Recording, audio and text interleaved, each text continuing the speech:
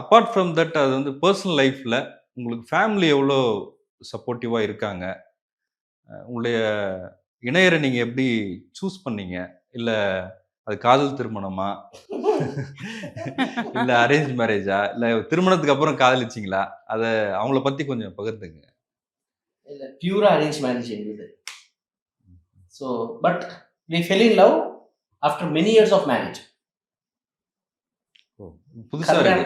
கல்யாணத்துக்கு பல வருஷங்கள் கழிச்சு தான் எங்களுக்குள்ள காதலே முளைச்சு. இப்போ அவங்களும் சேலம் தானா? இல்ல இவங்க அஸ்ஸாம்ல வராங்க. நாங்க ராஜஸ்தான்ல எங்க பூர்வீகம் ஒரே ஊரு.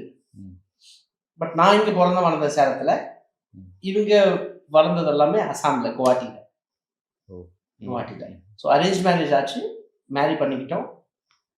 இன்ஃபேக்ட் மேரி பண்ணதுக்கு ஒரு 13 வருஷம் கழிச்சு தான் ஆக்சுவலி எங்களுக்குள்ள லவ்வே பிளாசம் ஆகுது. இல்ல அவரு சொல்றதுக்கான ரீசன் என்ன?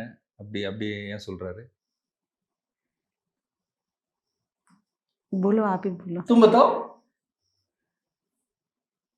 ஆனா அப்ப கூட இந்த நம்மளுக்கு வரத்துக்கு பழக்காயிரும்ல, அதுக்கப்புறம் தான் கொஞ்சம் மாற்றம் வரும் லைஃப்ல. அந்த கம்ஃபர்டபிள்ல சொல்றீங்க. ஆமா ஆமா சொல்றீங்க. ஆமா. இல்ல எங்களுக்குள்ள பல சண்டை ஸ்டார்டிங்ல.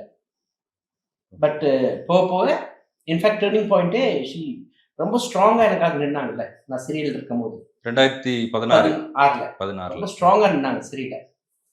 அப்போ வந்து ரொம்ப ஸ்ட்ராங்கா சொல்லாங்க, இல்ல you should continue doing this. तो बोली ना. यस சொன்னேன். है ना.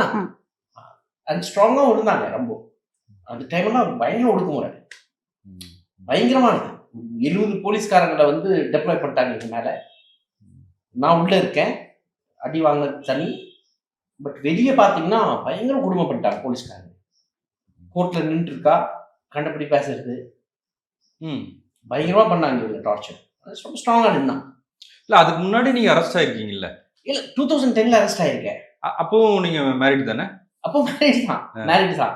2001ல மேரேஜ் ஆயிருக்கு. 2001 மேரேஜ் ஆச்சுன்னா